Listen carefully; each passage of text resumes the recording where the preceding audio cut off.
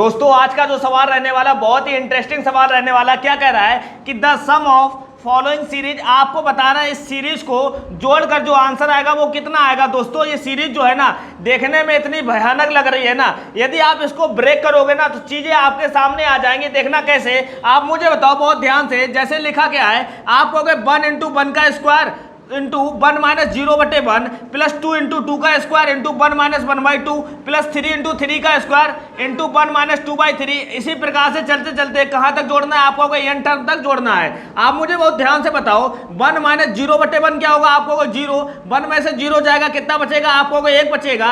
यानी कि यहाँ कितना बचेगा, आपको 1 बचेगा। 1 इंटू 1 का स्क्वायर इंटू 1 करोगे कितना आएगा, आपको 1 आएगा। इतनी बात कन्फर्म। ऐसे ही मैं कहता हूँ 1 में से 1/2 घटाओगे कितना बचेगा, आपको 1/2 ही बचेगा। आप मुझे तो 1/2 बचेगा। यहां से देखो 2 से 2 कैंसिल हो जाएगा, यहां कितना बचेगा, आपको 2 का स्क्वायर बचेगा।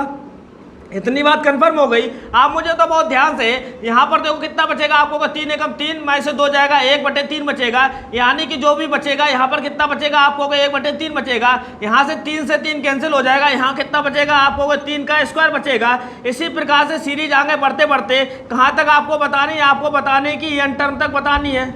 ठीक है, एन टर्म तक इसका मान क्या होगा।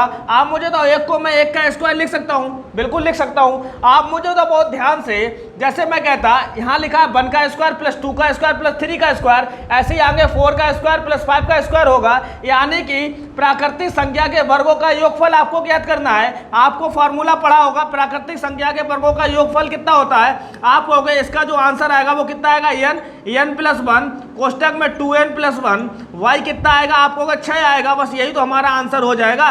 कहाँ दे रखा है, ऑप्शन नंबर बी में दे रखा है। आप मुझे बताओ अगर आपको ये फार्मूला नहीं आता है तब आप क्या करोगे।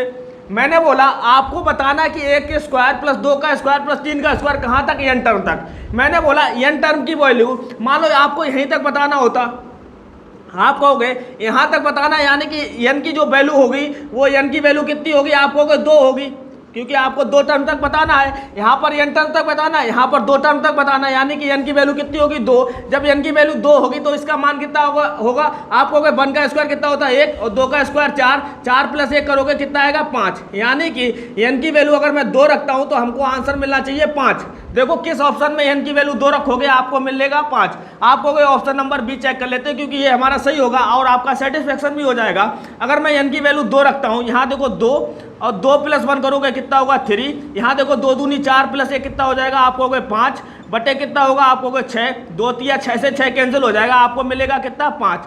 दोस्तों जब भी आप फार्मूला भूल जाते हो तो एन टर्म की जगह ना लेके आप 2 टर्म लो, कम से कम 2 टर्म लो तो ना, तब आपको समझ में आ जाएगा कि इसका जो आंसर होगा वो क्या होने वाला है। आई होप आपको समझ में आया होगा मैंने किस तरीके से इसको समझाने का प्रयास किया है। अगर दोस्तों समझ में आया हो तो प्लीज चैनल को सब्सक्राइब जरूर कर देना। धन्यवाद।